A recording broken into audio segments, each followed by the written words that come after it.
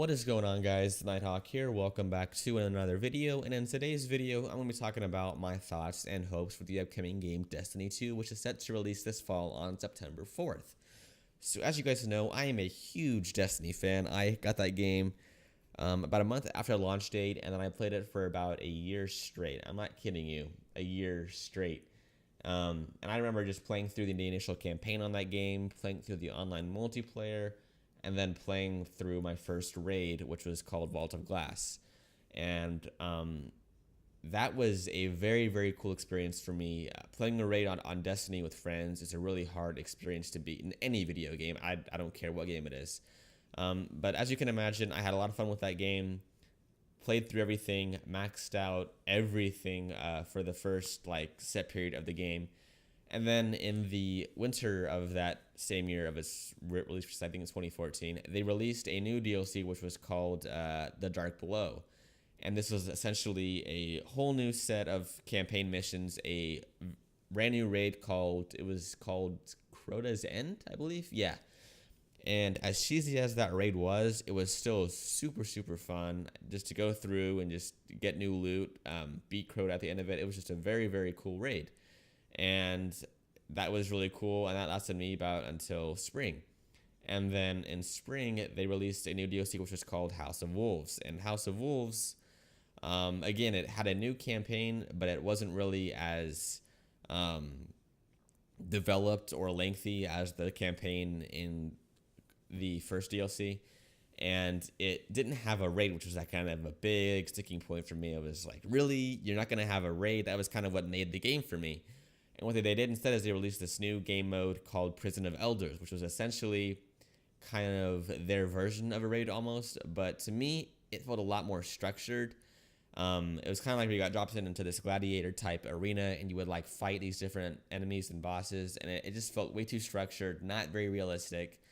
And overall, that DLC for me, the House of Wolves DLC, I was pretty much done playing it within about 2 months of it coming out. So it didn't have the same length of playability for me that the first DLC had. And so because the House of Wolves came out in about May, and by about, I'd say August, July, but for sure August, I was done with that DLC. And then thankfully they released a new DLC which was called The Taken King in September. And I was like, sweet. It was kind of like the first DLC. It had a full new campaign, a full new actual area to go to that was called the Dreadnought, which is Oryx's flagship, which is the big boss of this certain race of enemy.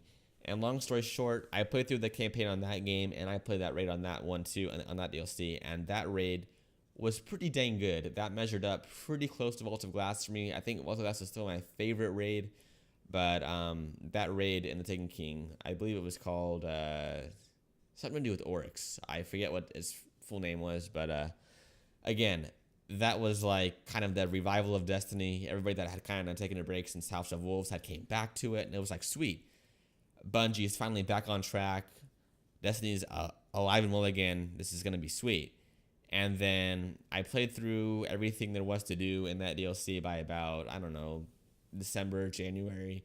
And I was like, you know what? They should be set to release a new DLC sometime around February, March, April at the very, very latest. But Bungie was strangely quiet. And I was like, I don't know about this. And they did certain little activities in the meantime, but it was those activities. It was Festival of the Lost. There was the whole Valentine's Day activity.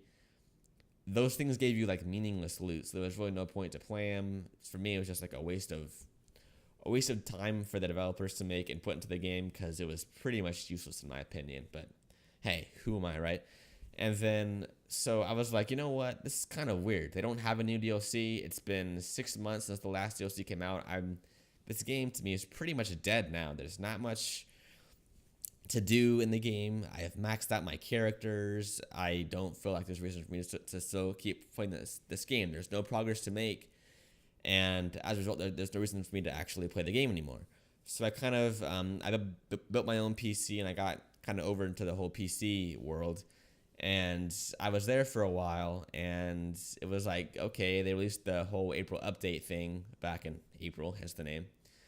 But it was like, this, I think Bungie is kind of falling off the tracks again. They don't have any like real plan for Destiny.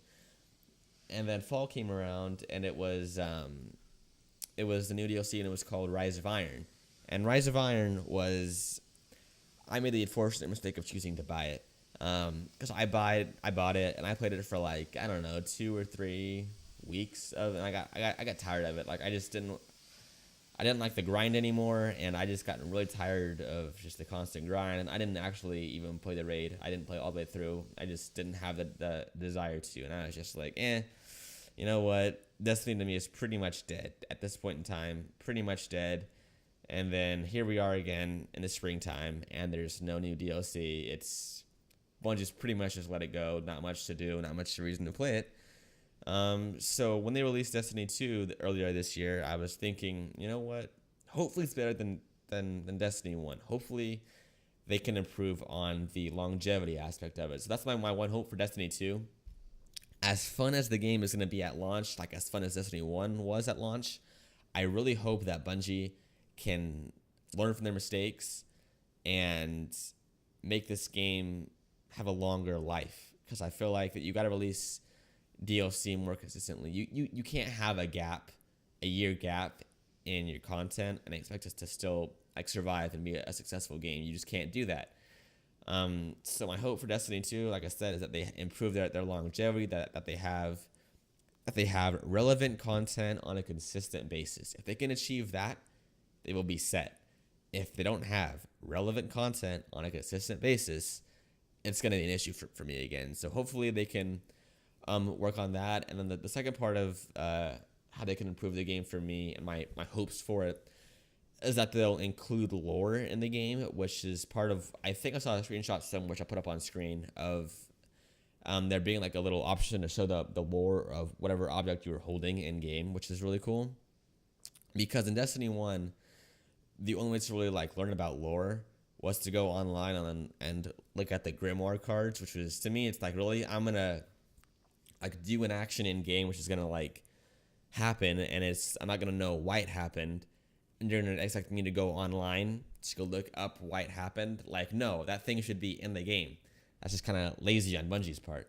So hopefully they fix that issue. And from the looks of it, Bungie seems to have fixed most of their issues from Destiny 1, and they brought it over to PC. But it's going to be on PC like about a week or so later. That's what I'm hearing, so that's kind of too bad. But nonetheless, it'll be on PC eventually. And from the looks of it, Bungie has fixed most of their issues that they kind of had in Destiny 1. So hopefully Destiny 2 will be fun for a long, long time. But yeah, that's my hopes and thoughts of the game as of right now. So let me know what you guys think in the comments below of what you want to see from the game, of your certain hopes for it, your thoughts of what you've seen so far on the gameplay trailer and the gameplay premiere that happened yesterday.